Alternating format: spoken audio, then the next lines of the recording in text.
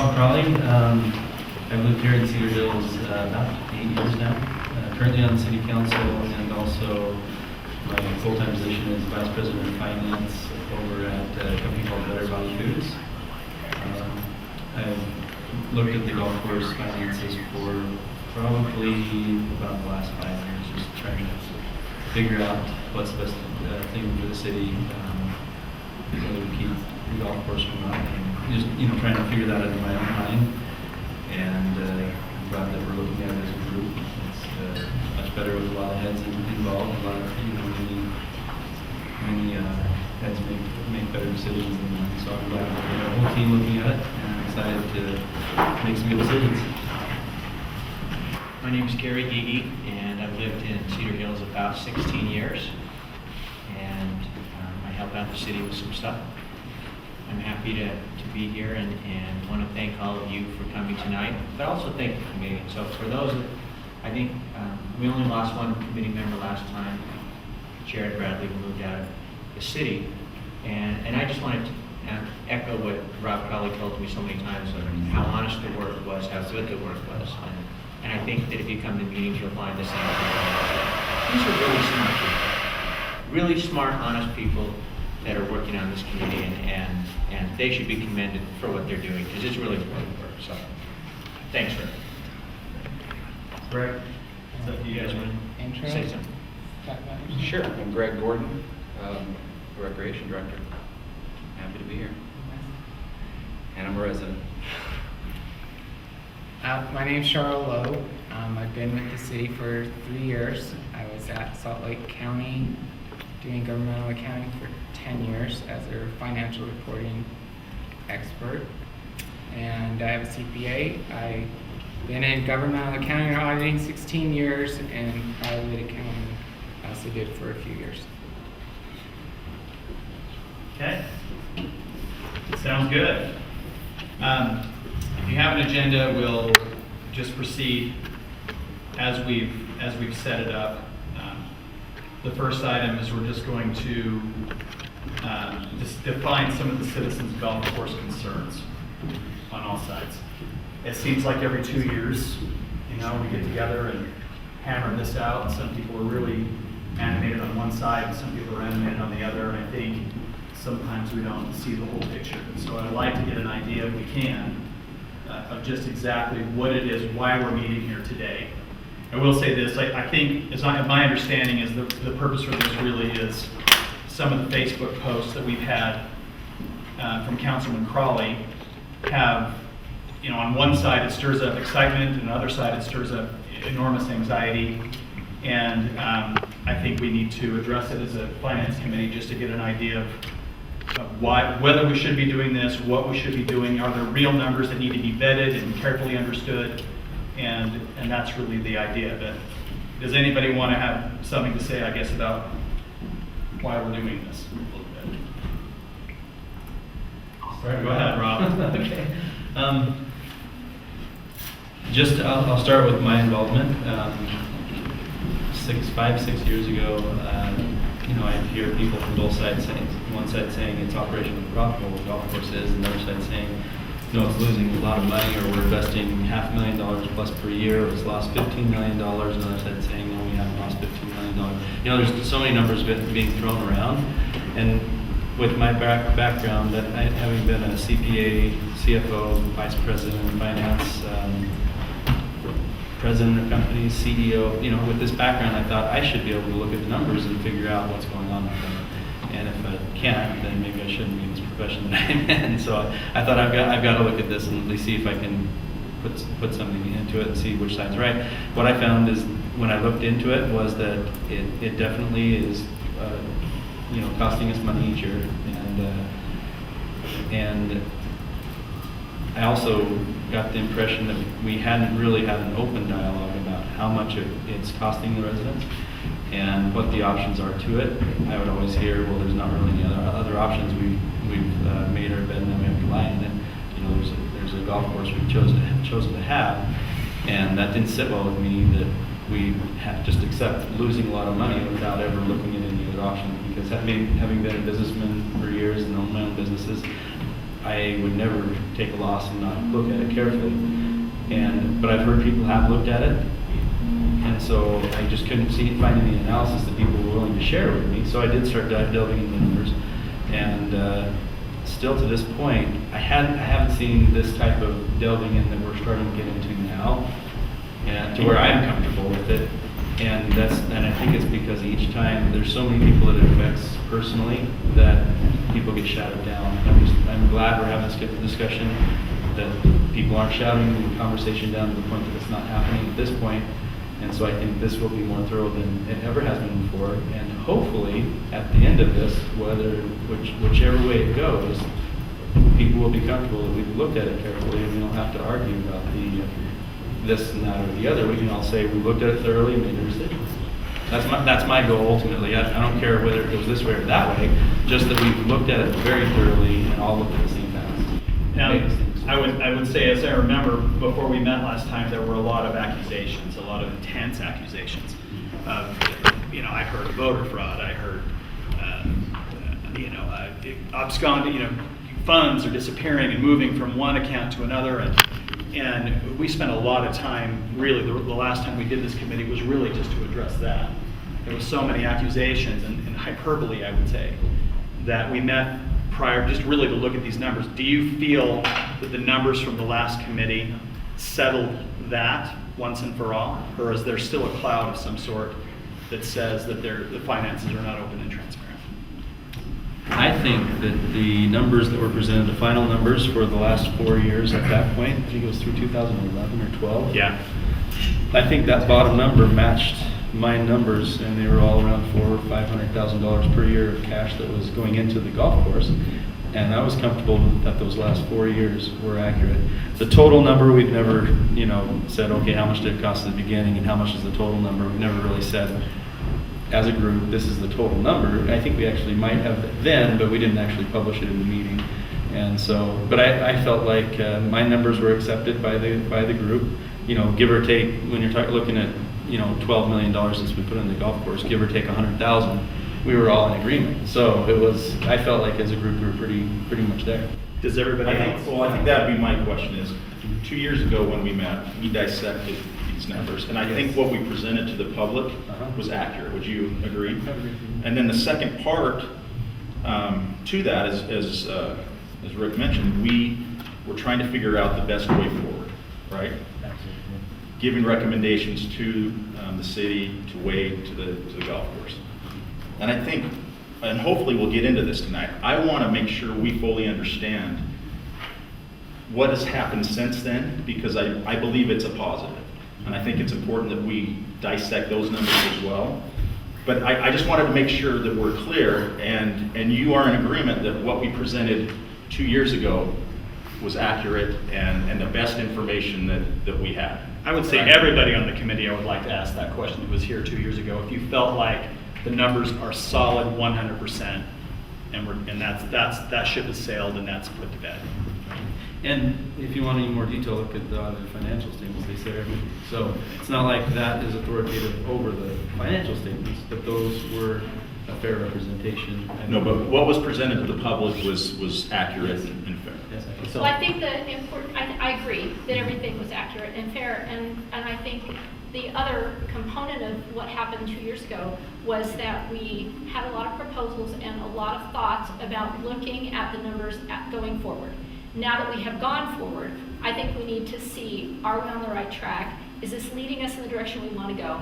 Or is even what we had thought would be positive from that not positive enough, considering what perhaps the financial negatives might be? So that I think that it's important that we continue to look forward more so than back, and that we try to plan again, maybe for another 2-year plan or whatever we're thinking, whether the 2-year plan involves keeping the golf course or the 2-year plan involves changing it. But I think we need to look at what we saw as potential improvements and whether that really did turn out well, and so on. And rather than say, well, rather than go back even 2 years behind and say, well, it wasn't good then and it's still not good now, I think we need to see and recognize, were there positives, yes or no, and can we build on that or not?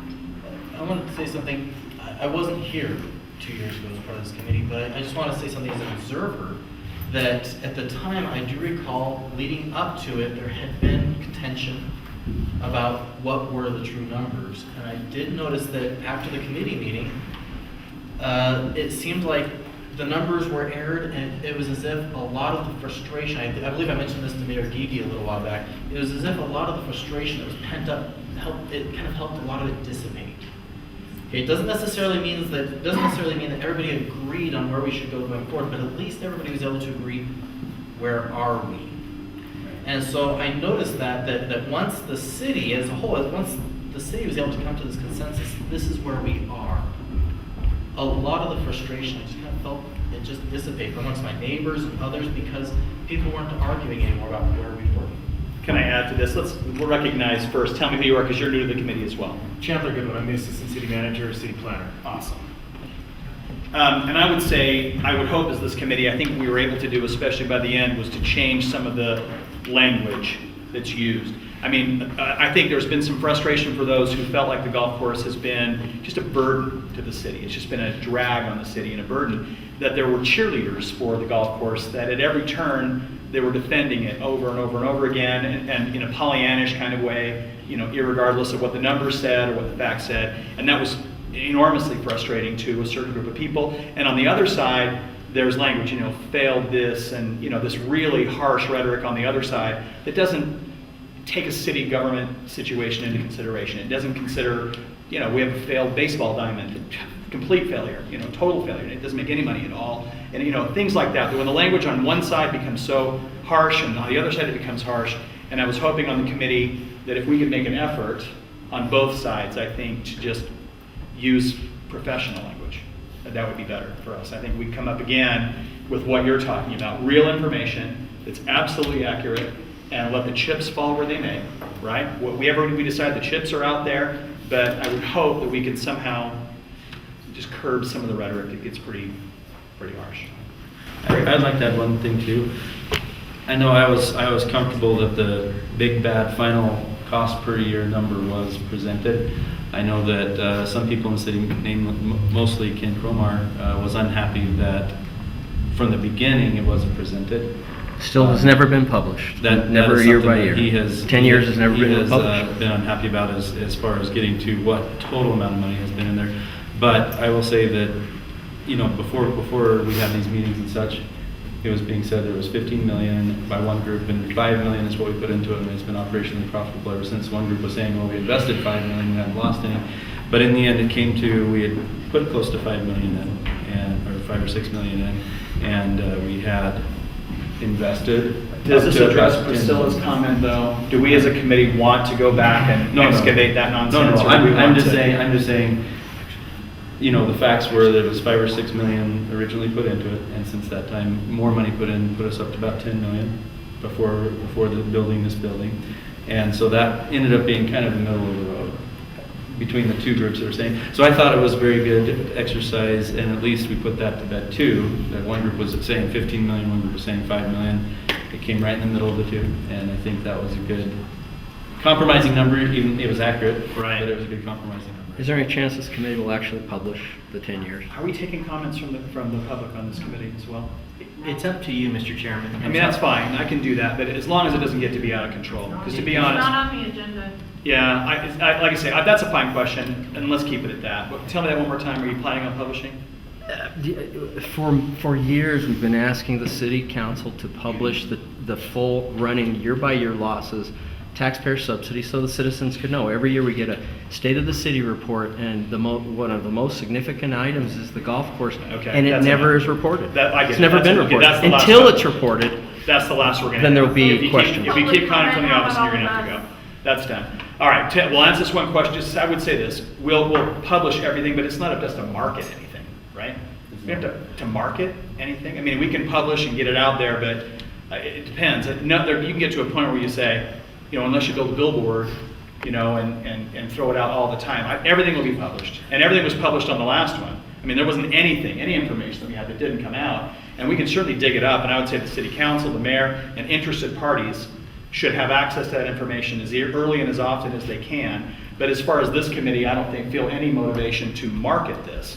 to send out a mailing or, anything like that. There's lots of interested people that can do that on their own, right? That's right. And also, public's been invited to observe, so it's not like any of this is being done behind a closed door. Right. No, and I actually appreciate this forum now because I hope that when we are done, that this gets put to bed one way or another. I've heard every argument for 15 years. What I want to do, like Priscilla, I want to take what has happened over the last 2 years and look at the trends and look where we're headed. We spent a lot of time 2 years ago going through all of this stuff. This needs to be more forward-looking. Okay. And I want to be looking forward. And Howard, like Rick said, let the chips fall where they may, but let's look forward, because I am tired of looking back. If the debate turns to an autopsy of something that happened a decade ago, then people can do that all they want. I have no interest I in don't that. think any of us are interested in that. Okay. We're interested in what's good for the city going forward. Does that sum up the side that says, and I'm going to say, and anybody here, as best as we can understand, is there something more that you think we need to understand as far as those who are frustrated about the golf course? It's losing money every year. There's a lot that's been said about it that we understand pretty well. Would you say? Is there enough said about those who are frustrated at the idea of having to combat this every year and the worry of having their city just dramatically altered in a really serious way and their way of life with their standard? I don't think that's been discussed enough. We spend a lot of time on the other. Do you want to take that, Rob? You want to start with that too? I just want to say I don't want to have that argument every year either. I'm hoping that this is kind of a very thorough, nothing's held back, so that I personally, if we address everything thoroughly, I don't want to talk about this again, honestly. I want us to look at it and say, we looked at everything and come to final decision of which way we're going to go. And I personally want to bow out of the discussion after this run at it. Well, and I would just ask that any information that comes out of this meeting, until it is fully vetted and goes out to the public the right way, that it's not put on Facebook. I'm not on Facebook, but I've gone in through my wife's and I've read every comment that's been posted about the golf course. That's impressive. That's a long read. There's a lot of reading. That's right. 258 on one. And I'm tired of seeing things. I think it's important that the public, they can have that discourse back and forth, but when things are put out there that haven't been vetted by this committee, I don't want to see that. And so I would just ask that I've got a concern about that. So my concern is, do you see how many people are here?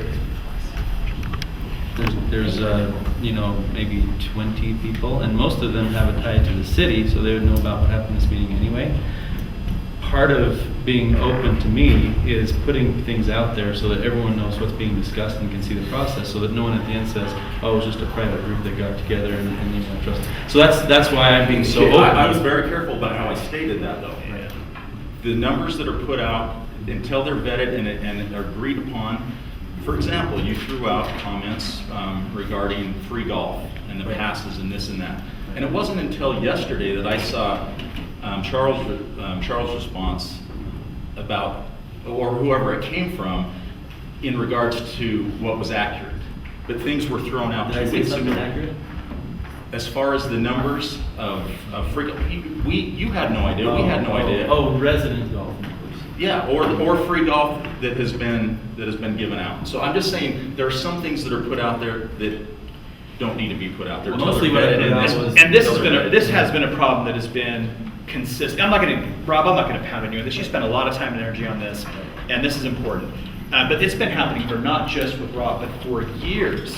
We've been dealing with numbers. I've been looking through some of the old golf course records before.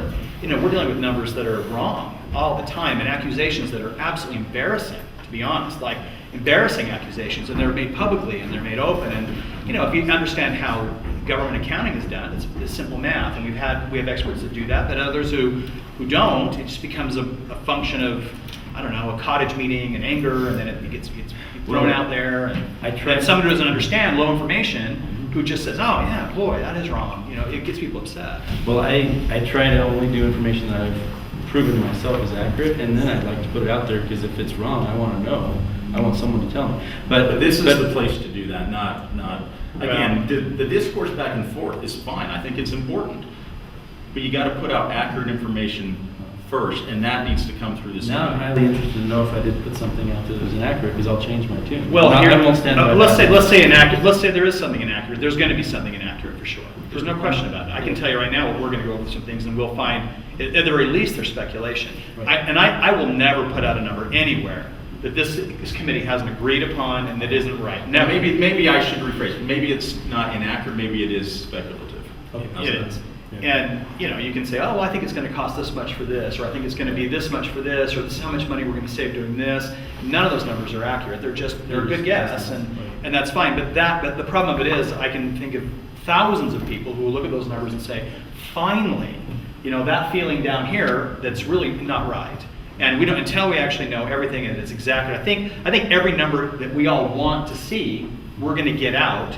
It's just, anyway, I'm never going to do it. That's all there's to it. I'm never going to post, as much as I would like to, I'm never going to do it. I will know this. When you have to come up with a proposal, which is what I feel like I need to do, I feel like if we're going to make the best decision on the golf course, we have to have the decision to move forward as we are, or we have to have another alternative.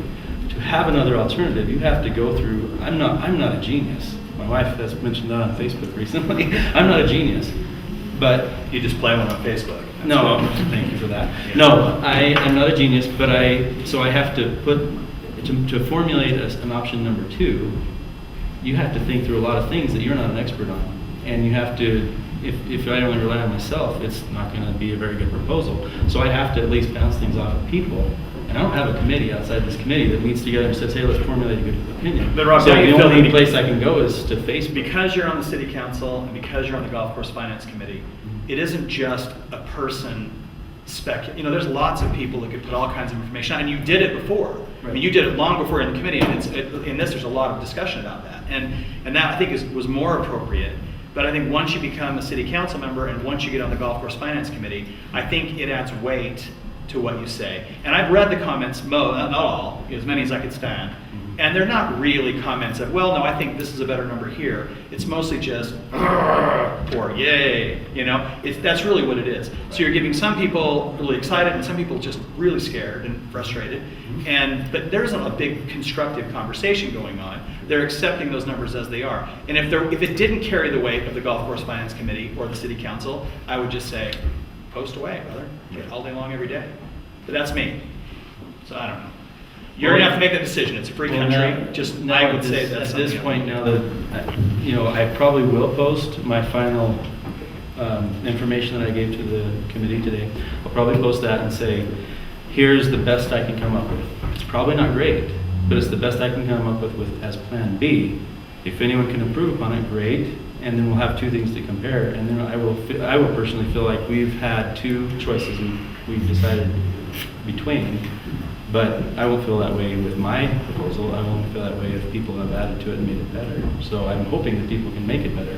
Well, we'll do our best. And I would say, we're going to go through your initial post, but since then there's been blah, blah, blah, blah. And the last thing I want to do is sit here and debate a Facebook post even once, let alone every week going forward. So I don't know. At some point, I would like it just to be, all right, we'll be fast. If we can move forward, we can be fast. And I think we won't quit until everybody gets what we're looking for. Okay. Right?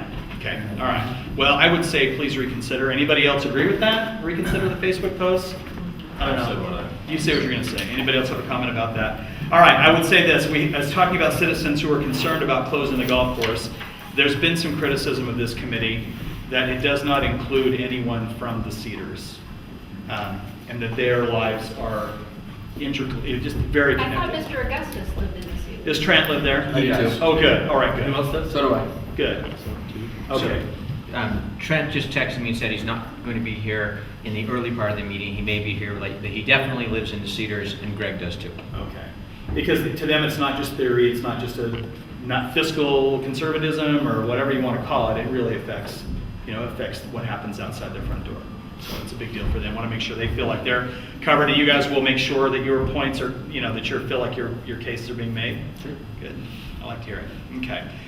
All right. What is the purpose of this committee then? Anybody want to take a stab at what we'd like to accomplish at the end of this thing? One, I'd like to really know. I think we need to reiterate the numbers that we had from the last committee. I think we need to get, and then see a State of the Union, right? From what we ended up with at the end, without going crazy on that, we really, we can publish those information again. I think if we feel like that has not been published or isn't out there enough, I think we can find that data again and find a way to post it if we, to get that out. But really, I'd like to know myself what's happened since we last met and where we are today, which is what we've got Charles on the agenda to help us move down that road. Is that right? Yes. I'd like to hear that. As long as this works. Okay, we'll get it working. Any other purposes? The purpose also of the committee is to look at what we can and can't do with the golf course property. Isn't that just the next thing? You can have all kinds of desires and hopes and dreams for what we can do with the golf course. We really need to look reality of what it is, what land we can use, what land we can't use. If you were going to close down the golf course, what can you actually do? What can you do? I would say one thing about that, though. I think sometimes we might even be getting the cart ahead of the horse. We need a legal opinion first and foremost before we can even know what to go with. I mean, Rob's throwing some that's great part of the things. process, I think. Yeah, and I think we're going to get that first before we go any further. Yeah, what I don't want to do, and we've said this before, we all remember we have the land we have the Walmart on right now, and the land that they're building the dollar store. We're all excited about that on the other land. On those two properties, there was a plan set out, and I'm assuming it was by either a planning commission, was it, or a city council? Do you remember that? And it had, walking paths and awesome little shops and all these little things all designed, and they were nice.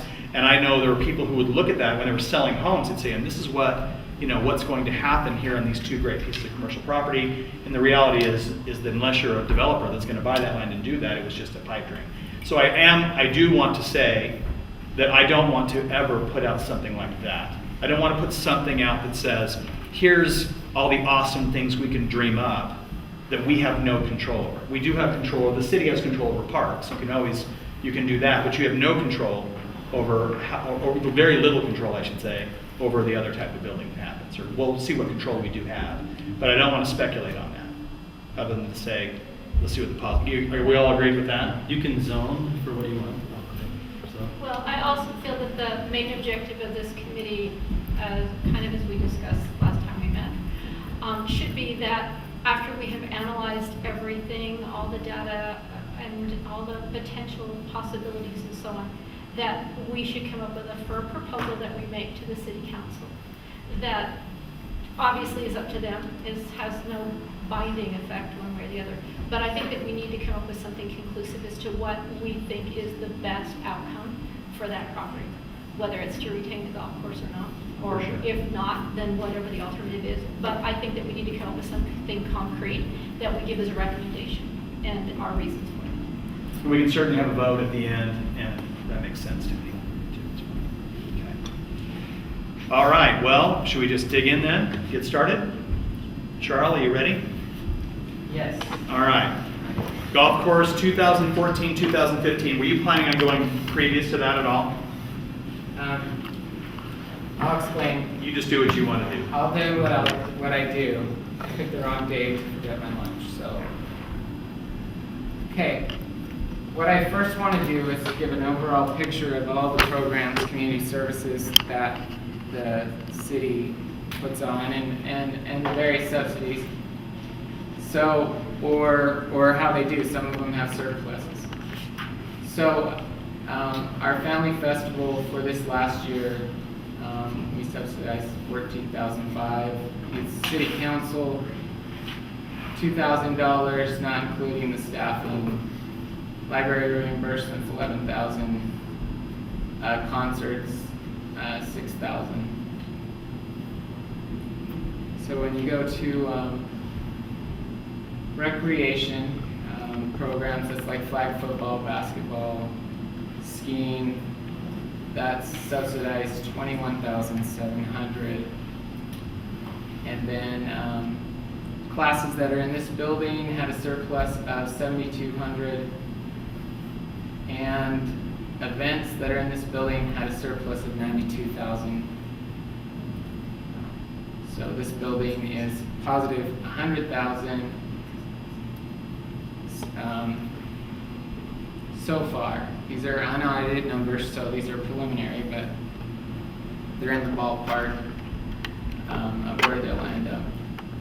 Parks, we subsidized $149,000, that does not include labor that we use to clean bathrooms or do vandalism repair.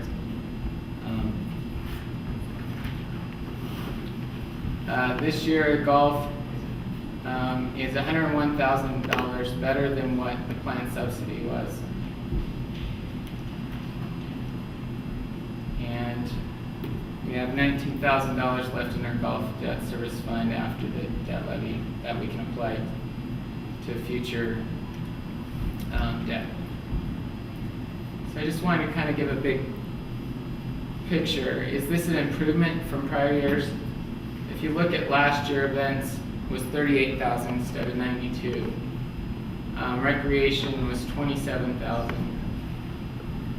Fitness was $165,000. So yes, this is a substantial improvement for this building.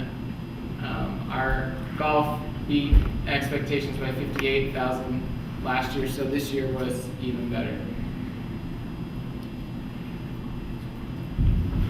So that's kind of a big picture, because sometimes when you look at these things, I'm also going to quickly just kind of give you what the market is in our area. Foxhall is the closest golf course. And so what is a reasonable expectation for a cost to a course? Do we have, whether or not we want to pay for that is one thing, but do we have reasonable expectations of what that is? So if you look at 2012, they had operational deficit of 193, and that does not include their debt service. This is on Pleasant Grove's budget document. So Pleasant Grove's portion, there's 3 cities that contribute, was $213,000. So that's just one of the 3 cities. Are they splitting that by population, do you know? Or do they split that just equally among the 3 cities? It looks, well, it's right there. It looks pretty close to 1/3 of the total. Oh, there's the total there, okay, yeah. 640. So that was a couple years ago. So how did, they projected a net loss of 217. So how did they do on the next year? So they actually lost 479 the next year. And they budgeted that they, in 2014, would only lose 316, and they asked each city for 249 or 240. So that kind of gives you an idea of the longest. Can I ask a question? Yeah. That's just from operations, right? That doesn't include any debt service that they may have, is that correct? On the bottom, that's debt service. On the top, that's just operations. So now let's look at our course.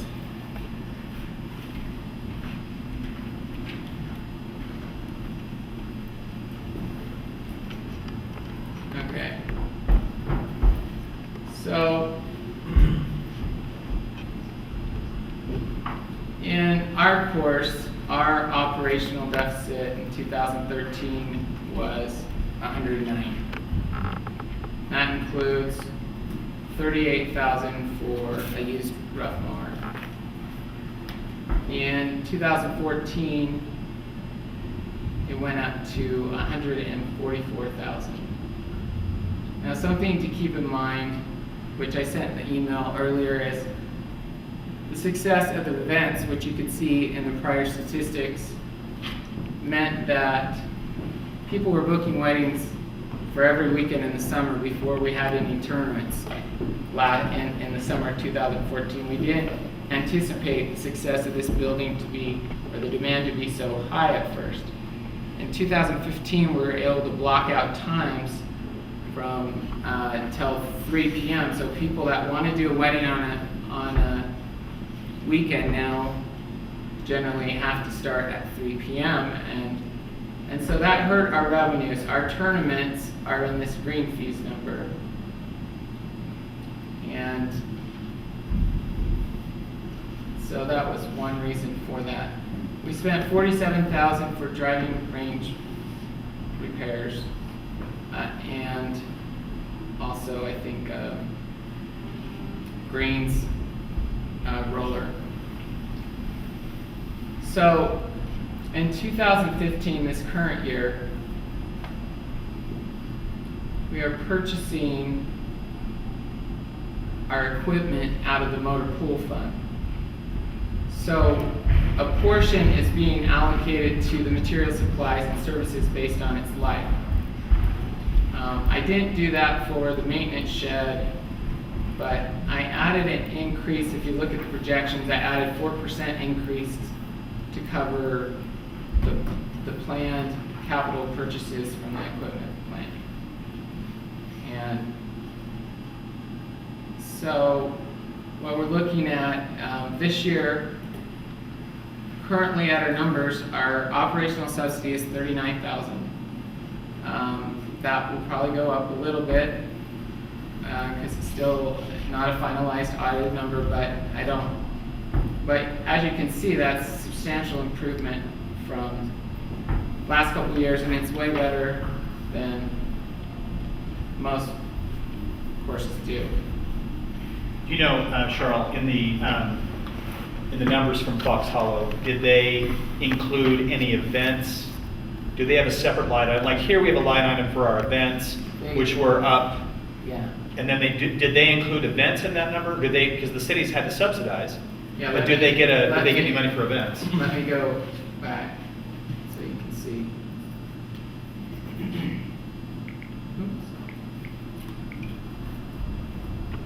So, yes, they do. And they don't do nearly as well. I mean, our view and our staff do a great job. So,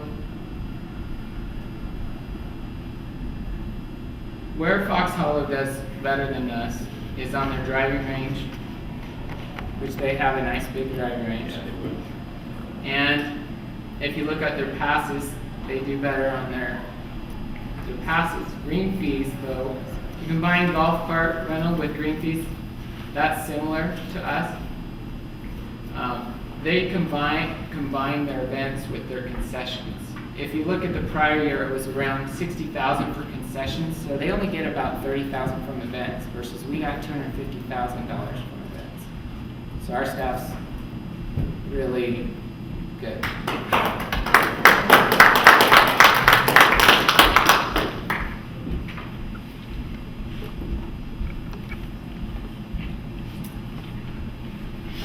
And I'm going to have to, can I add here as well that without the golf course, I don't think Fox Hollow would have had any events, if any, many at all, connected to it. And I think it would affect, without the golf course, it would affect our events as well.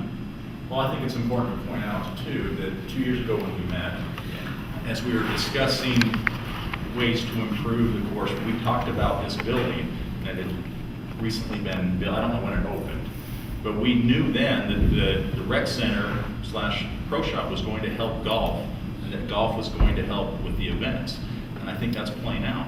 Well, it's blown it away.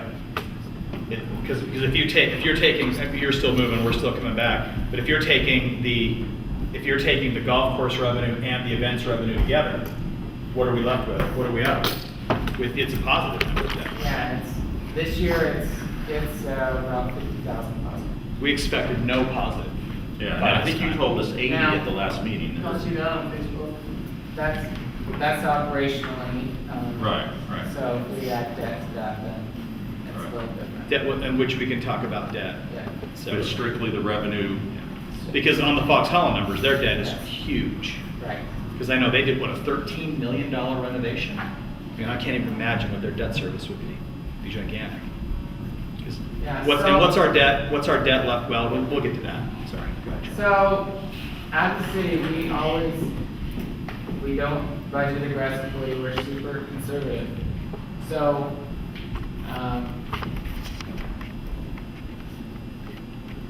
we budgeted about a 2% increase from our original numbers. Now, you'll see there's trades in here, and we don't budget for trades. We budget adjust as the trades happen. So if our actual numbers before trades are about 2% lower than this. But we also, when we do a trade, the expenditures increase by the same amount. So it's a wash. We budgeted $160,000 for operations and then $300,000 for the maintenance shed. But the latest that I've heard, the maintenance shed is probably going to be more than 300, unfortunately. So I've put in 350. And originally we got a bid for a metal shed around $210 just for the building. And it was thought that we could get a cheaper bid doing a stick structure, like hardy board stick building, and so far. Where would the maintenance shed go? Down in the wash area? It wouldn't go up by the event center. The end of the driving range. It's the end of our house. So I think that's something the city council should consider what you want there, to whether you want it to be a stick shed or a metal building, or whether you want something that adds to the beauty of the city, but that's not for us to decide. Yeah, so a stick one would look a little nicer. It's gonna cost probably more. So after that, in 2017, subsidy, what I have the revenues doing is going up 2% a year, and I have I have the salaries and wages and the materials and supplies going between 2 to 4%. And that's just being conservative because when Wade and Brian started, they inherited a lot of old used equipment. So this last year we came up with an equipment replacement plan to try to phase in replacement equipment for the next 8 years. And so we're trying to get a couple items every couple of years and phase that in slowly so that we're not stuck with broken equipment.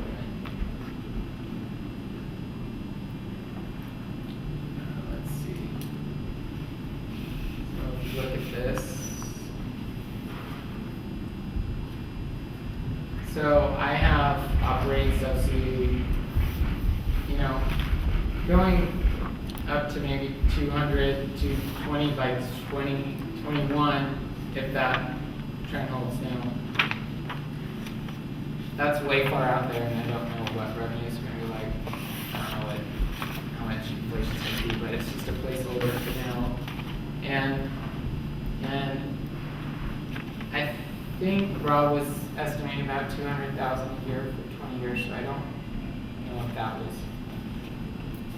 unreasonable or anything. I think the cost of the golf course operationally, you should expect, when you're looking at most of the courses, especially a few years ago, the state auditor a couple of years ago said, every city has to charge its parks, buildings, golf courses, whatever it is, for water, electric, whatever. And if you look at other cities like Payson, Springville, they own their own utilities. Provo, they weren't really charging much for electric. They weren't really charging much for water or anything. And so you might have saw some years where they broke even. And it's really going to be hard, honestly, to necessarily break even. Your best chances on those years you don't have those capital purchases, your equipment purchases. I think our staff does very competitive with any golf course in the valley, and they do an excellent job of mitigating increases. But I think to be realistic, you have to say that there is a cost to this asset that we have. I like that. Yeah, that's a good way to put it. So I would say if you're gonna look at this in some kind of a summary, you're gonna say we've looked at some costs for maintenance that are offset by golf fees, they're offset by other events we have, and some of the larger numbers we have are really going to be to service some of the equipment that we have to buy. And that's where there's some fluctuation. So it's hard for us to say, well, these numbers are going to always be steady and clear and straight, because some years we're going to have to buy a green, a mower, whatever. Fairway You mower. All right. But, go ahead. No, you're better. I was just thinking, another thing that's going to fluctuate and vary will of course, be the economy over time. And in times of economic booms, I imagine we'll see an uptick to the use of the golf course. And in years where we have economic lean times, the golf course will definitely take a hit. And so that's another thing that's very difficult to plan for, because it's difficult to forecast 2 years, 4 years, whatever from now. How is the economy going to be? Because depending on the economy, it's definitely going to also impact revenue generation. It's true.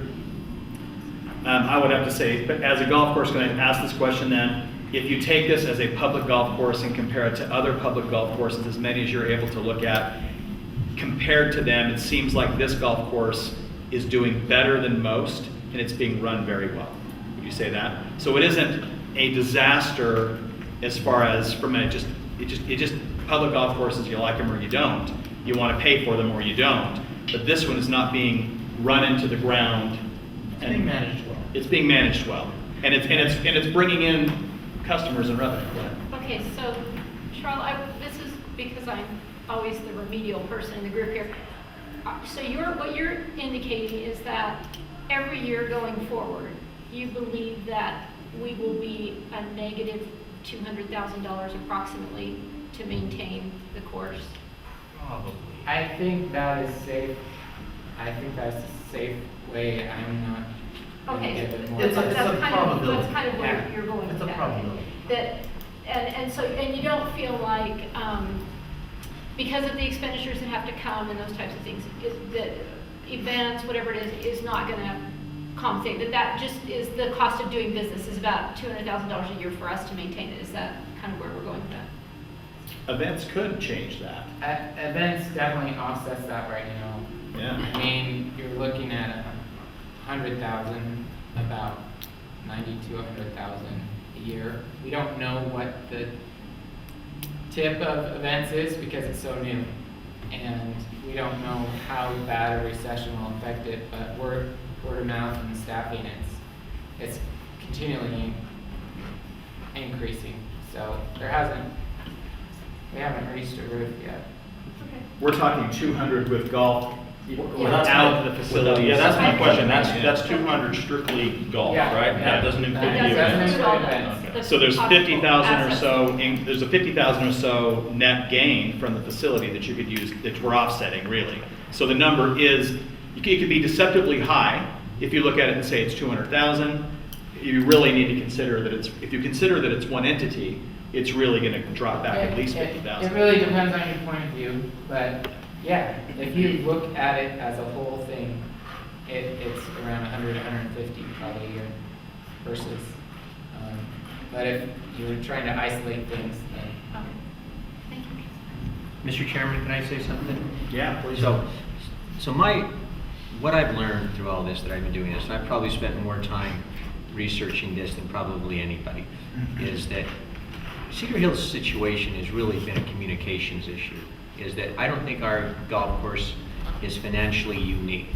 Because when I've talked with a lot of local cities that own golf courses, but it doesn't matter whether it's a golf course or whether it's a rec center or whether it's a cemetery or whether it's a library or a civic center, they all lose money. All of them do. And so, in hindsight, I think that the city would have been wiser to come and say, look, we're thinking about someone wants to build a golf course. We could also build a rec center. But you're going to subsidize both of them. Yeah, the parks that are being talked about here are going to come with at least the same amount of subsidy. Right, and so- At least. So I just think that the city was never negligent financially. There was, in terms of misconduct in terms of their financials. I found the numbers to be accurate. I found the communication or the messaging to be wrong. And so when they hired a consultant, and I believe that consultant to be honest, but he said, that the golf course could at some point make $150,000 a year in profit. The fact is, he's just been wrong. Not dishonest, he's just been wrong. And so, the thing that I hope we learn through this process is that, well, I think we're already communicating better as a city, but I hope that that all the residents can become better educated in terms of these things, because they all lose money. None of them make money. And I've had people talk to me, especially some of the older citizens who believe, and they really believe this in all honesty, that if we just turn the key off to the golf course, if we just go and turn it off, hundreds of thousands of dollars will come flooding back into the city, which just isn't true, which we'll have to go through in detail. I wanted to touch on one of the points that the mayor made, which is, yes, there are costs associated with these various things, whether it's a library, a cemetery, etc. One of the differences, though, that I know that, speaking with neighbors and others, one of the concerns is, for example, parks. I have a beautiful trail not far from my house. A beautiful trail. We love it. We love to walk on it, and I know that my tax dollars are going to pay for it, etc. The nice thing is my tax dollars are going to pay for it. I can go use it with my kids all the time. I have to pay extra money to go on the golf course. And I think that's the key. I'm just saying that's one of the key differences that a lot of people mentally are digesting, which is, yes, the golf course is being managed very well as far as the golf courses go. But at the same time, the general public, the general just use, the access to it is not the same as it would be for some of these other things that also would probably cost similar amounts. Yeah, I think you're right about that, and that's why I said that in my example, whether you have a rec center or whether you have a cemetery, library, civic center, golf course, those are all going to lose money. Because if you go to any of those places, you're going to pay an extra fee to buy a cemetery plot or to go into the recreation center like at American Fork, where my family goes a lot.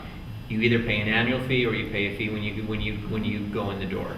And so I think all of those, and if you go to a library, then you could be paying a library fee in order to go to the library, right? I know that's what happens in Pleasant Grove. So all of those things you pay an additional fee as opposed to parks and trails.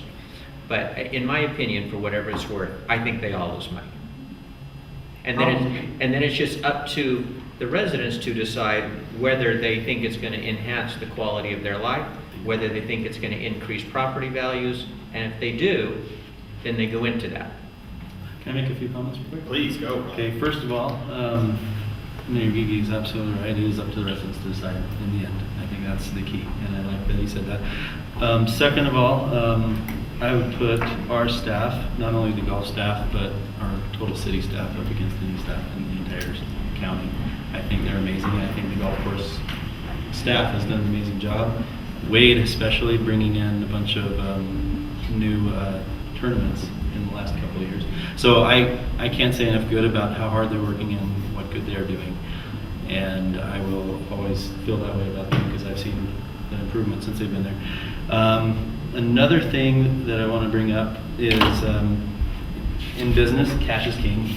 People have heard that in business, right? Cash is king. You can have any numbers reported. You can play with numbers, not that we do. I think Charles does an amazing job. He's accurate 100%. But what you present can give off multiple different perspectives. Like if I said right now we invested $506,000 in that same time period last year, I think everyone, if I said that on Facebook, everyone would say I'm crazy. No, he just showed that we lost $40,000 and made it up with the rec center. It's all in the presentation. We actually, as a city, invested $358,670 towards the golf service debt in that same time period, and we supplemented $147,000 from other funds to keep the golf course running, which is a total of $506,000. And so, if I just presented that to you and left off the other part, that would be one side saying this is the cash that was put into it this past year.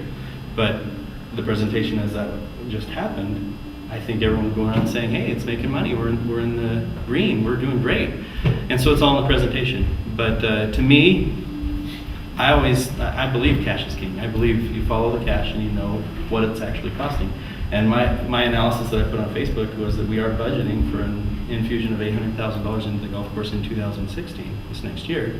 But the fact is we put $506,000 into it this year that just barely ended.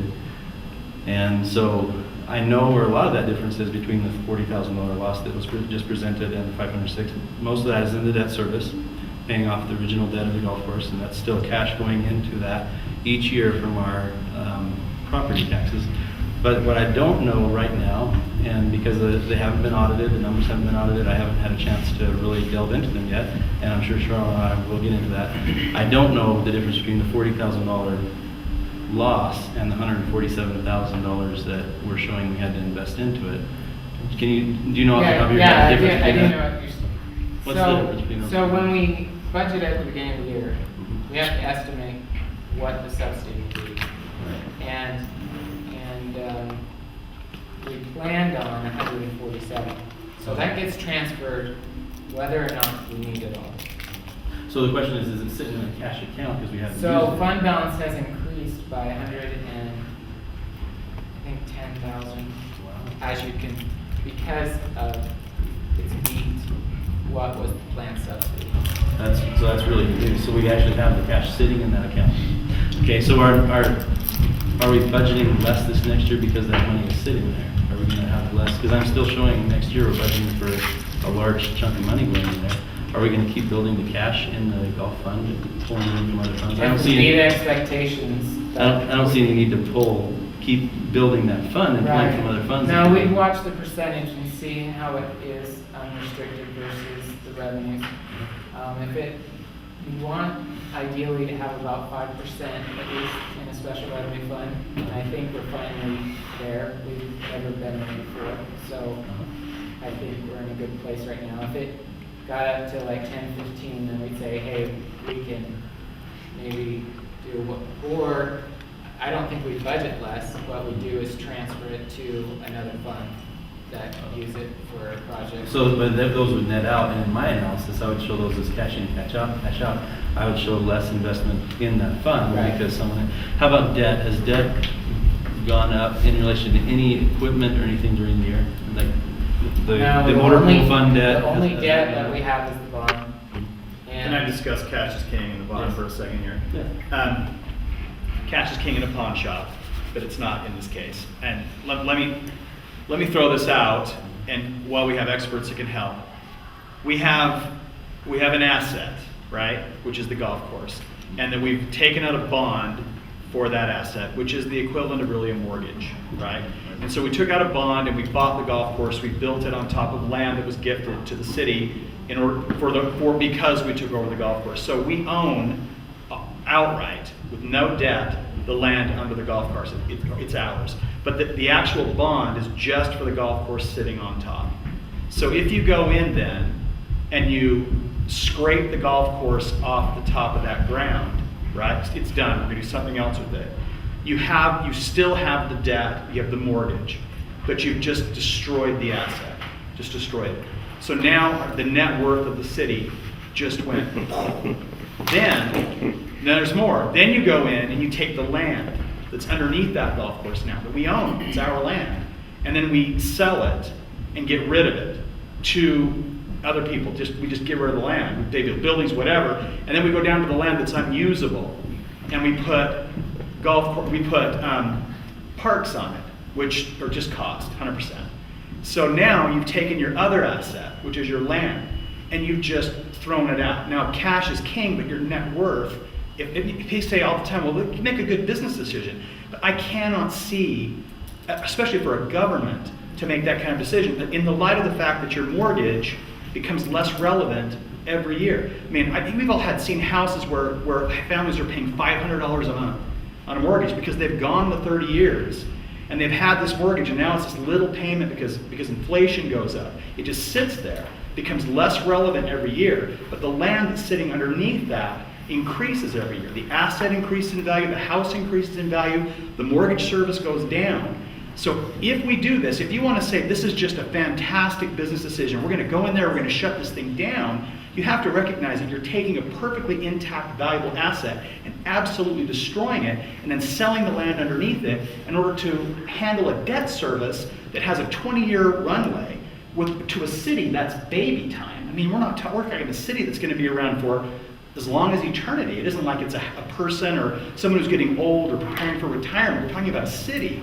And so that problem is a shrinking problem. And that's why, to me, those who are really interested and excited about tearing down the golf course, they have to do it now. They have to do it now. Because next year, it's less relevant and less relevant and less relevant. And it's been that way. When it was first discussed years ago, it was more relevant. But without a doubt, if you look at the numbers, land value has increased, the mortgage has gone down, the revenues have come up. I mean, all of those numbers are getting better and better every year, and that excitement about tearing that down and starting something else, then you're replacing it with a liability. You know, you've got a park you can't do anything else with. You can't build a house on it. You can't do anything. All you're doing is creating a liability that now is just going to cost you the $150,000, according to your numbers, and I think it's way underinflated. But it's going to cost you that 150 whatever thousand a year, and we do all of this in order to get rid of a bond that's becoming less relevant every year. I don't see that is a wise business decision. And to say, well, it's cash in and cash out, but that is not the case. No one lives that way. You live by your net worth. Businesses don't live by cash in and cash out unless they're completely unsophisticated. Any business has got to handle its debt service in order to maximize its net worth, and that's what it does. Now, am I wrong? Yes.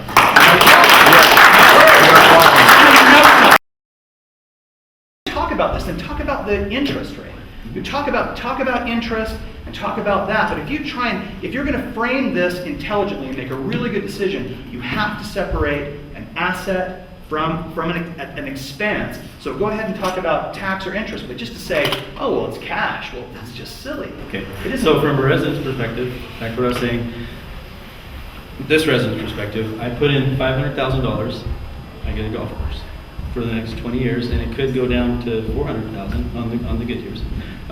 Charles was backing me up in the $200,000 for the expenditure, and then there's the debt that we know isn't going to change unless we sell some land, which we're going to run into the same issues. Can we sell the St. Andrews Estates or not? The same exact issues go to that question: is can we sell it a few plots somewhere else? But can we stop at St. Andrews Andrews Estates, since you brought it up, and say, okay, well, we have St. Andrews Estates, which, I mean, hopefully the idea is to sell for about $3 million is the idea. And so if we're talking about all those lots get sold for $3 million and they go down to the debt service, then we're talking about something that becomes even more irrelevant. And don't we own more property? Isn't there more lots that we own as well? Cottonwood. Yeah, Cottonwood. And so there's more land that we can sell, and the economy is flying right now, and they're building like crazy. And if we just are patient for 5 years, 6 years, 1 year, who knows what it is, that value of that land is going to increase along with the value of the land under the golf course.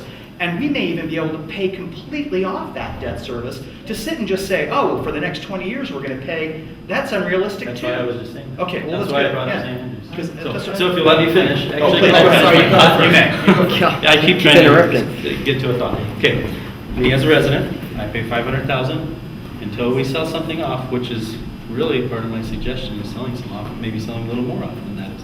But anyway, $500,000 a year until something changes and I get the golf course. I believe it's going to be a lot less than $500,000 a year for the proposal that I'm putting together. And I'm not saying it's better. I'm just saying that I like choices. I like to say, do we want to do this or do we want to do that? I don't like bad choices. Right. I don't like bad choices either, and neither will the residents. If it's a bad choice, it'll get shot down. And when it gets shot down, if it does, then I crawl into my hole and I'm done. And I feel like I've accomplished something in that I have presented the very best thing I can with the help of whoever wants to help me out, and it got shot down by the residents.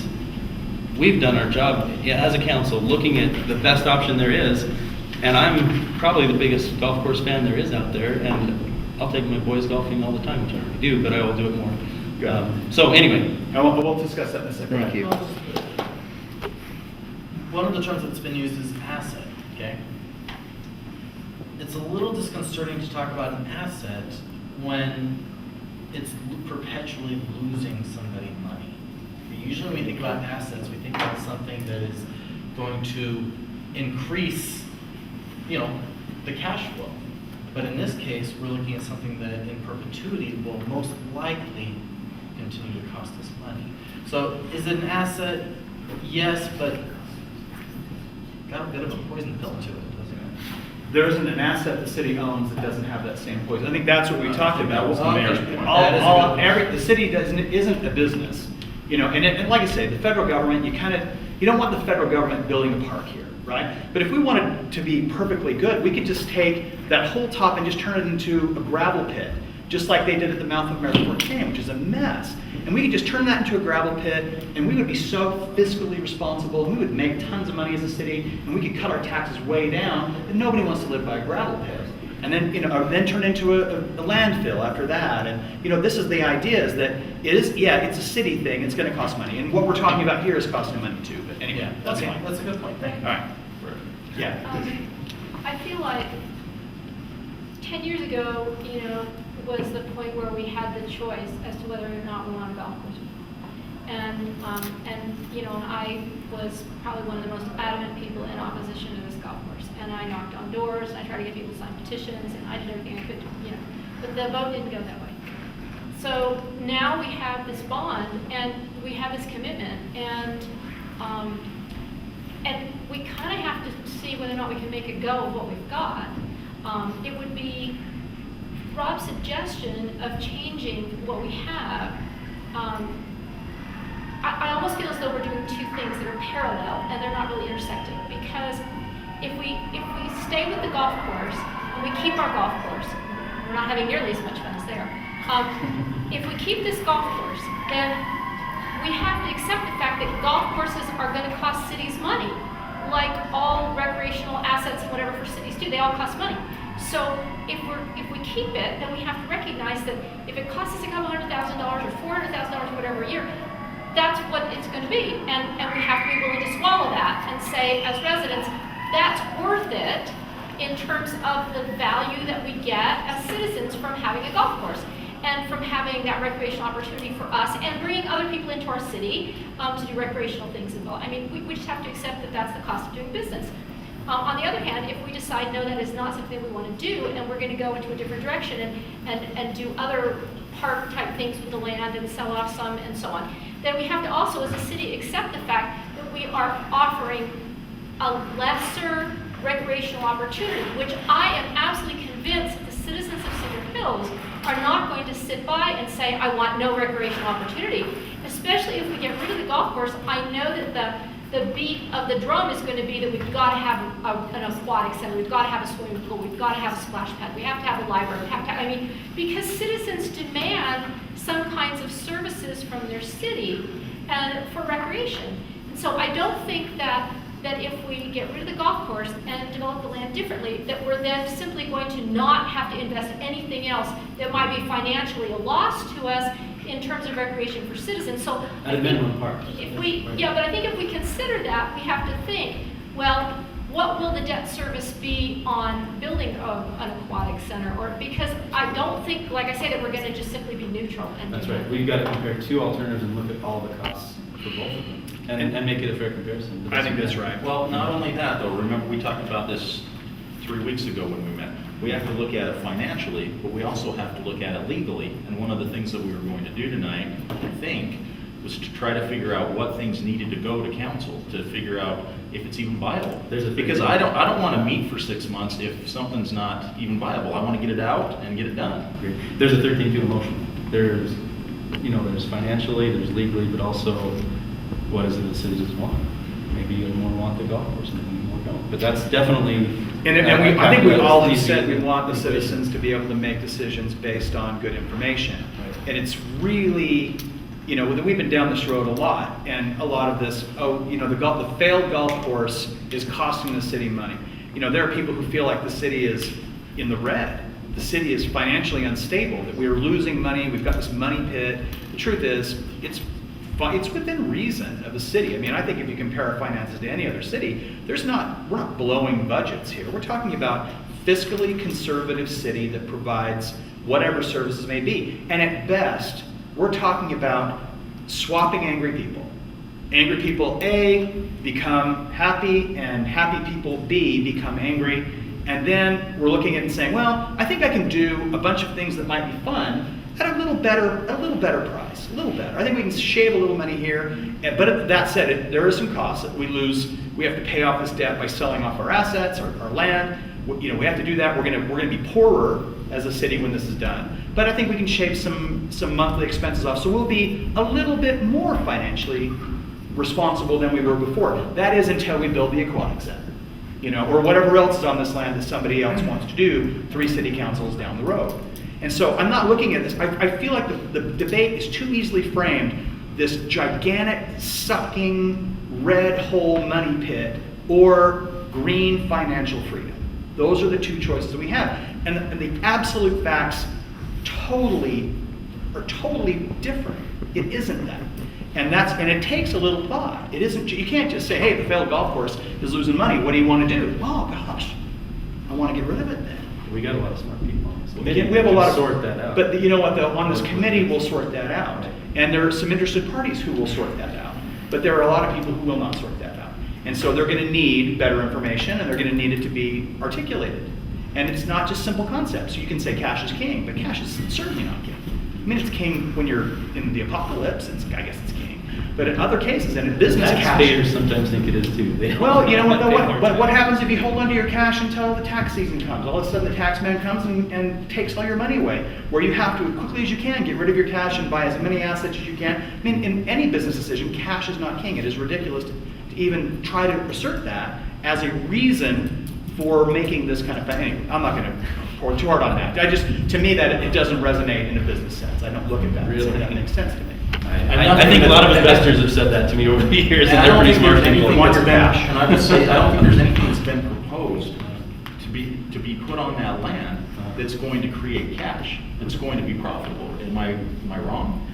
You're gonna subsidize whatever I you show do on here there. that I've got a 5-minute presentation. It's go. You know what? Let's get there. Okay, yeah. Go Rick, ahead. can You know, I just make one comment? Please, real go quick? ahead, Greg. I think the mayor touched upon it, Rob even mentioned it. Rob knows where I stand. When you mentioned that the residents should vote on it, but they did already. It's Bad already been information, voted on. on bad information. But it's been voted on. Okay. I mean, are we gonna change in 10 years and do this again because we got Because new information? Because people were perceived that that information was put out now. Right. Yeah, Well, and I guess I'm trying to, let me just say this, I think I'm just trying to simplify this because it just seems like every 2 years, every 4 years this comes up. 2 years ago, we spent a lot of time as a committee putting the numbers together in a way that we could put it out to the public, right? And we had a public meeting, we put it out there. We took a lot of time trying to come up with creative ways to make things better going forward. 2 years later, things are trending in the right direction. I think we need to look at that. I think that's important because I'm just going to say it. I'm just tired of it over and over again coming up. Things that happened 15 years ago. The bottom line is we put a lot of work into this 2 years ago, and you were on it, Right. and I thought it was a positive. We accomplished our goals. And they were- Exactly. and they were We to accomplished our goals, find out. and 2 years later, we're where we hoped we would be. I think. Well, we put out a lot of fires after the last time. I mean, we had a lot to overcome. We're in the same position again. Now Well, let's it's get started up interesting. again. We're losing season pass holders. I hear it every day. Because I people heard hear that Rob we're gonna shut down. specifically, you say last time we did this, the best thing for us to do financially is to stay the course, keep things going, and see how we're doing. Absolutely. Oh, yeah. Now, last time we did this, and I believe everything, it was true. And then everything that we had hoped for as a committee, that we had planned for, was exceeded. I mean, those expectations were met and exceeded. And so I'm looking now going, okay, well, what's the motivation for, and it is an imbalanced picture. This is not a picture that discusses assets at all. It's just a picture that just says, blah, blah, blah, this, you know what I'm saying? And now I'm wondering what happened now, where I'd say, well, that was the best financial decision we can make, and now we're looking at saying, well, maybe not. I know it's an election year, I know there's different things, and we want to represent folks, but at the same time, I'm just wondering what the motivation was, what the impetus was for you to change your opinion specifically from, I think the best thing to do is stay the course and watch our financial future get better and better every year. Or now it's like, well, and I'll tell you where my prejudices are. Are you asking me a question? Yeah, I'm going to tell you this first. You can say, my prejudice is not golf. I could care less whether we have a golf course here. But I love the city. And I don't feel like it needs to be torn down and rebuilt. And for me to have that, if we were financially in the red, if we were suffering and struggling, then I would be absolutely on board for doing this. Sell off the land, get rid of our assets, pay ourselves down, hunker down and get through our bad situation. I don't see any of that. I don't see any big red flags. I see everything we're doing better, and I'm just wondering why now? What's the next? What happened between then and now? Okay, so starting from Chandler's comment, yes, we had a vote 10 years ago. It was right after the city council and mayor put out something saying that it was going to be $150,000 profit per year, and it was that was right before the vote that was put out there. If I'm a business owner and I decide to have a business and I think it's going to make $150,000 profit per year, and instead it requires cash of $550,000 per year, which really I am a small percentage holder of this. After 10 years especially, I'm going to want to relook and rethink that decision. In fact, if it was my business, I would have rethought it the first or second year. Last time when we met, there were still arguments about whether it's making money or losing money. That was the most important thing to resolve at that time. We didn't have time as a committee to even think of other options. We just had to establish, is this thing making money or not? And give that time to settle in. Yes, I believe it has improved. I believe we had some good improvements, but still it is costing the city money. And after 10 years, I think that, well, I think it was 54 to 46, even with the expectation to make $150,000. That doesn't give me much comfort that the residents would have voted for it had they known it was going to take as much investment as it has. And this is a business. I mean, we're a city. I don't believe we should get into the business of business very often, but we have with this golf course, which means we have to make business decisions. And this is a tough business decision for me to look at this because I know it's hard and it's painful.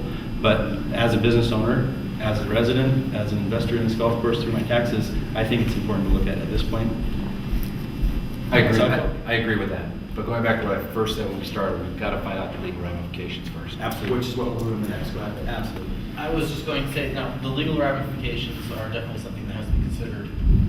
So with that in mind, with that in mind, my concern is, are we spending a lot of time arguing over whether we want to even see what the options are, or we're going to get to the options? Because, I mean, it's getting late. We're not going to do, in this meeting, there's no way we're going to get to options.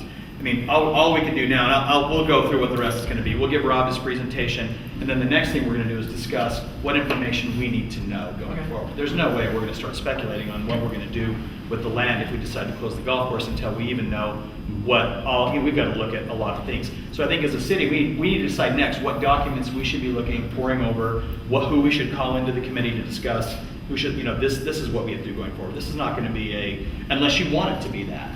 If you want it to be just a quick debate on the golf course and be done, because all it needs is a cursory discussion. But if you want to have a real plan going forward, then we need to know exactly what we're running into, if it's a bust or not. And I think we decided 3 weeks ago that we would take whatever time was needed to dissect this like we did before, so that when we're done with this, we have left no stone unturned. Okay, Rob, why don't you go ahead and take your time, give us your presentation, and we'll discuss. Okay, 5 minutes, it might be less than that. Okay, and this is something that I've already talked about with the committee, but I think it's important to get out to everybody. So in order for this to even be a real good exercise, there's no point in doing it unless we compare a plan A to a plan B. I mean, if there's only plan A, let's just look at making it better, which is a very important part of this discussion. I think that we need to, that's the next thing on the agenda, I think, for next time, is how do we make plan A better? How do we make the golf course even better? I don't know for sure, but I think that might be. But plan B is important, and so I've been drafting for the last, on the very little free time I've had, I've drafted a little bit about plan B, and the message goes like this. For those that are new to the discussion, I will get you up to speed. The golf course has continued to be a topic of strong disagreement between residents. My goal and responsibility as a city council member is to look at all options to see if there are any good alternatives. The Golf Course Finance Committee is again meeting to discuss first how to reduce the losses of the golf course, plan A. Second, if there's another option that is preferable to keeping the golf course, plan B. My part in this is helping to develop an alternative to keeping the golf course that is the best possible alternative. Finally, the Golf Course Finance Committee will issue their recommendation on whether to use the ideas from the first part of our meetings and continue with the golf course, or to move to the second option. Hopefully, in the end, if we keep the golf course, those that are against it will be satisfied that we have looked closely at all options and determined that continuing with the golf course is the best option, and will be satisfied accepting our higher taxes to subsidize the golf course. If we don't keep the golf course, hopefully it will be because we have found a better option for our city. Either way, we are in a better position after having this exercise. If it is unclear which way is better, then I suggest surveys or a citizen vote to resolve the issue. to further develop Plan B in preparation for the next open meeting on August 6th. This was meant to go out earlier, but I've had a very busy couple weeks. I will continue to look at what would be done with the golf course land if we pursue Plan B. Following are some highlights from Plan B as conceived so far. Holes 13, 14, and 15 would be sold or developed, which is St. Andrews plus a little more. To maintain a good amount of open space, large lots would be sold to be determined by the city council and be zoned appropriately. I would suggest no less than 0.5 acre lots to be zoned here, and probably on all golf course lots. It is hopeful that developing this area will pay off the golf course debt. Whether we keep the golf course or not, some of this area will probably be developed as the city has set aside approximately 10 acres for development to help pay off the golf course debt. Holes 11, 12, 16, and 17 are the ones that are on the southeast side of the Cedars. They border the Cedars wagon wheel development. I would recommend that the residents of the Cedars determine if they would like to sell a small amount of land in 0.5 acre lots in order to pay for the development of these areas for parks. Parks generally cost $300,000 to $700,000 or more, depending on what you put in them, to develop, depending on how much parking, how nice the playground equipment, if there will be additional items such as basketball courts, tennis courts, volleyball areas, etc. The residents in these areas through town meetings would participate in the decision-making process for these parks. The residents directly bordering these areas would be given a few extra feet of land out there that was golf course area to ensure that no reduction in property values for those directly bordering the golf course land occurred. Hole 18 in the driving range, which is right by the city building, these would be a similar concept as the previously mentioned holes. However, the city, with input from the residents, would decide how much to develop in order to make the most of the open space. At a minimum, a beautiful park and maybe a splash pad or something is what I would recommend. Some may suggest selling a few more lots and having a swimming pool in addition to the park. Hole 10, which is down just right at the canyon, at the mouth of the canyon, could be converted into a cemetery. There's been a lot of requests for Cedar Hills, for a Cedar Hills cemetery. The largest cost for most cemeteries is the cost of the land. The cost would be minimal for conversion to a cemetery, and it would be self-sustained based on plot sales revenue, based on my research, after we paid for a little bit of improvement, and the land wouldn't require any cash outflow at this point. Holes 1 through 9 are all in Highland City and do not directly border any Cedar Hills homes. Because this area is not in Cedar Hills, it would not make sense to spend money beautifying this area or developing parks. I would suggest that we put this area up for sale. Highland City is motivated to keep a good amount of green space in this area and not develop it too much so the price per acre would not be extremely high. But the area is over 60 acres, and even a modest price of $50,000 per acre would give the city $3 million to pay off more debt or use towards other types of activities, recreation that someone may want. Whatever decision for this area should be self-sustaining financially, as it is not in Cedar Hill City. These are some initial thoughts and ideas for these areas. The committee will be getting feedback from our attorney regarding any adjustments to this plan that would be needed in order to do this legally. The plan will be adjusted as feedback is obtained from residents or our legal department. As the committee will resume meeting tonight at 8 in the Regional Center. And that's where I was going to suggest we get more feedback, but I will reiterate, this is just from talking to residents, this is just from what I've gathered as the best option those that I've talked to could come up with. Far from perfect. I'm sure it's got a lot of holes that you guys can poke holes into, but my goal is over the next few weeks to make sure that the best option is presented as an option, and then we really analyze the heck out of it, financially, legally, every aspect we can throw at it, and hopefully come up with some direction. Thanks. Good job. I have a question. And so, I wanted to talk about the Highland, because I went to Highland City about a year ago. So, the holes that are in Highland City, the land's owned by Cedar Hills.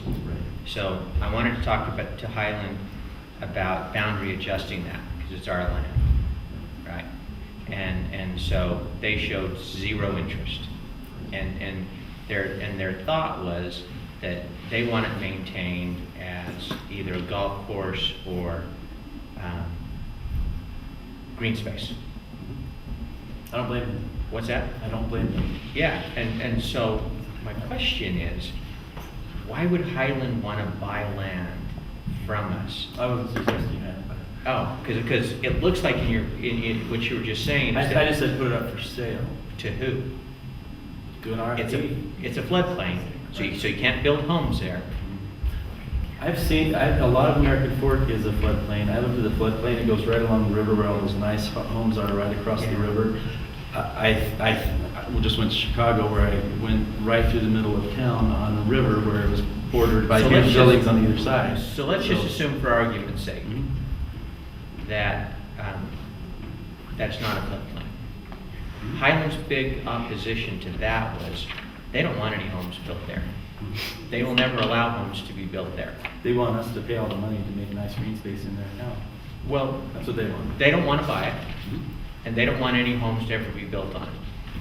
That's probably true. It They is like true. that we're spending money beautifying their city. They love Yeah, that. so that's one area that I'd maybe rethink if I were you, just because Highland's not going to pay for it. Can I say one more thing about it too?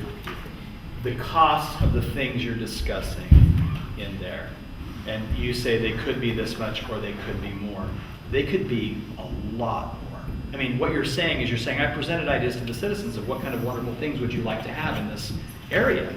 And we can all daydream about wonderful things in these areas. And when you say a park, I mean, you can make a really shabby park and a really ugly, dumb park. But if you're talking about, you're planting trees, you're putting bathrooms, you're talking about paths, you're talking about, splash pads, you're talking about possibly an aquatic center, you're talking about things. You're just basically, I guess what I want to be on record as, I think the discussion has been the financial cesspool that is the golf course needs to be shut down. But it sounds to me like we're just trading one financial deep black hole for another one. And so the question of this committee needs to be, are we going to the city and are we saying, would you prefer to pay for something else other than a golf course? You really can't go to the city and say, it's a financial disaster and a crisis and it's a millstone around our neck and we should close it down and we'd all have free parks when that's done. And that's the problem. And that is because of the weight of the argument against the golf course. This is not the first day that we've discussed the golf course problems, right? The weight of the discussion of the golf course has been, well, the failed golf course in Cedar Hills is a disaster financially. But we're talking about trading one expense for another. Am I wrong? No. I think you're right. Yeah. Okay. That's absolutely right. One expense for another and do the rest. And maybe you like it That's better. that's why I'm not even saying that. But I'm at the same 100% time, you're convinced. ripping I think apart we're out. putting forward the argument that Rick was Yeah. trying to explain that it's a financial crisis for the city right Who now. says that? Well, that's the perception out there. Okay, I'm not saying that. Would And I've you, never- would you get on Facebook and state that? Yes. Would you get on Okay. Facebook and state that the things I'm proposing will not save the city money? They will not save the city money. That's not true. Possibly could not save the city money. Wait. Possibly could That's cost the the whole city purpose more of, money. so you're telling me to get to the conclusion of our Well, that's what committee. the problem is the Facebook posts have been a conclusion. And that's what everybody sees is the conclusion. If you say, well, we could have an aquatic park, we could have a splash pads, we could have this, and this. I will say- that's the wish list that's going on I in will people's say, minds. I That's don't know awesome. if it's the right decision to make. And I think I've said that every time. And I feel that way. I don't know even if I would vote for what I just presented. But it feels Until like we go through the advocacy. numbers. When I read the Facebook post, I'm going, Rob Crawley is advocating for shutting down the golf course and doing X, Y, Z, P, D, Q. And because the golf course is losing money, because cash is king. Blah, blah, blah, blah. And it's like, well, you cannot make that argument. You have to be clear about the argument that is, no, all of these things are going to cost money. And, which I think is desperately missing from this, we are going to sink assets. We are going to take assets and net worth, and we're going to lose land, and we're going to lose assets. Tell me this, would Yes. someone buy it as a golf course or we're buying it to develop some property? So am I really sinking an asset? Yes, you're sinking an asset. What's- We've never gotten any Will offers. somebody buy the golf course? Is there anybody who's making offers to buy the golf course from us? We've asked for offers before, and we haven't gotten any. There's been one. There was one. $1.5 million years ago, and it was just too low. So, Go ahead. Okay, so I would like to make a proposal, if somebody wants to second it, I don't know, but what my proposal would be is that I want to discuss Rob's proposal, but I don't want to discuss Rob's proposal until we have legal opinion about the proposal or the possibilities. And I think we ought to adjourn the meeting All right. until the next meeting when we can have legal input about all of the things that he's talked about. Because if every single proposal he has is completely within the city's power to accomplish, then we can go forward with the discussion of those things. But if some of them or all of the things he's proposed are completely unable to be chosen, then we have to find an alternative C or D if we're looking for another alternative to the golf We course. scrap that one But I entirely. think we're spinning our wheels, just talking and talking about something that we don't even know whether we can really do it. I agree, So I but would like to before- propose that. I agree with that, but before we close the meeting, I would say this, let's get an idea of some information that we need to collect before the next meeting.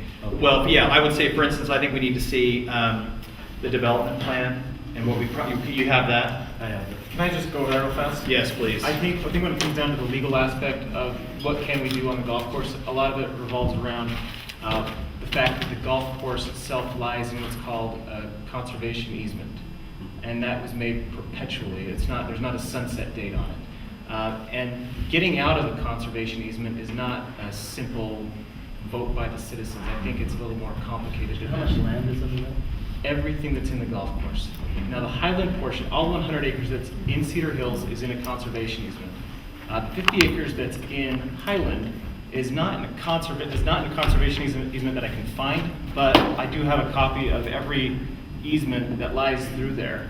Just about every utility company that exists in this area has a claim on that land down there.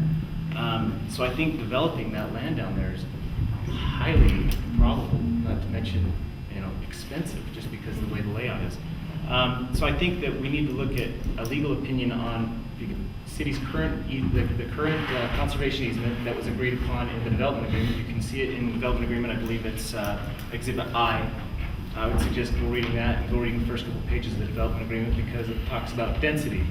I think that there's possible legal challenges to the city if the city were to grant density on land that it took density from a developer.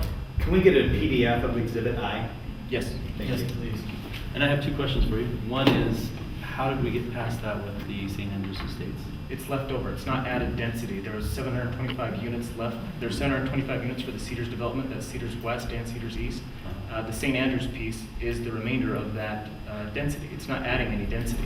But I mean, it was part of what had the conservation easement. Like, they didn't carve out and say this section doesn't have the conservation easement. You can pick a different section if you want to, Rob, but you can only put how many homes? That's what. I think it's like 15. Now, Does anybody in here own a black Kia? Me. Somebody from the wedding bumped it. Sorry, Chairman. Yeah, they really party hard up Sorry, there. Jim. Do you want to come and chat? so I think you can think, 5 minutes? making, Absolutely. I think, can we make a list of clear questions for the attorney? Because I don't want the attorney to have vague questions that's going to take a lot of money. I think So we- can we just quickly? I think we can put those in an email, or and just get them all together, everybody agree on what those questions are and let him answer. Now, just before you go, I guess, so what you're saying is, we have a certain amount of density that we can have, right? So many houses we can build. So It doesn't matter whether it's on St. Andrews Estates or on a different portion, but that's all we can build. It's not so much even that it's 725 units throughout the whole development. It's broken down, and you can see it in the development agreement. It's units by plat, too. It's not just wherever you want them. So I would recommend going through the first 3 pages of the development agreement and then Exhibit I. I'll email it out to. Please. And the interesting thing is the attorney has looked at all this and he has told me that he doesn't see on the face right now that it's not something that we can get past. So he just got to explain that to us. Why? Because I've asked the attorney, he comes to our meetings and I talk to him after the meetings and whatnot, and he's seen all these agreements and he's saying to me he doesn't see something that can't be overcome. But it'd be better if the committee asked him some direct questions and he answers directly. Well, maybe one of the questions we ask is if we want to overcome these, what do we do?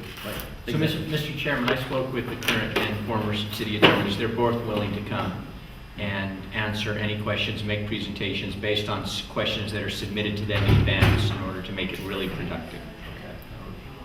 So possibly we can send questions to you. Would you do that? Would you think them through and then we can throw them out and vet them that way and then everybody's good, we get them out to the attorneys and we're done? Sounds very good. All right, and then aren't there some CC&Rs also we should be looking at from the actual, from the Cedars? Don't they have some rules and restrictions? And I've heard that there are some issues there that might. I've heard that too, but I have never seen it. Is Well, there let's see someone? them. We need to find them. Who do we talk to get those, do you think? Who's in Cedar? Did you say it was a Chandler? Chandler. Let's have Chandler get those to all of us, 'cause I think Okay. that'd be good for all of us to know. Okay, we'll do that.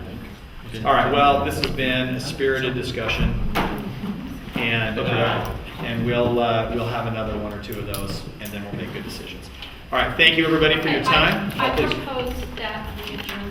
I propose that someone knows what I can do. Seconded. All right, awesome, that sounds good. All right, Take a vote is what you need to do, and then Now we that's how vote. you. Now we vote. all right, would everybody like to adjourn? Aye. There you go. Yeah, remove the chairman.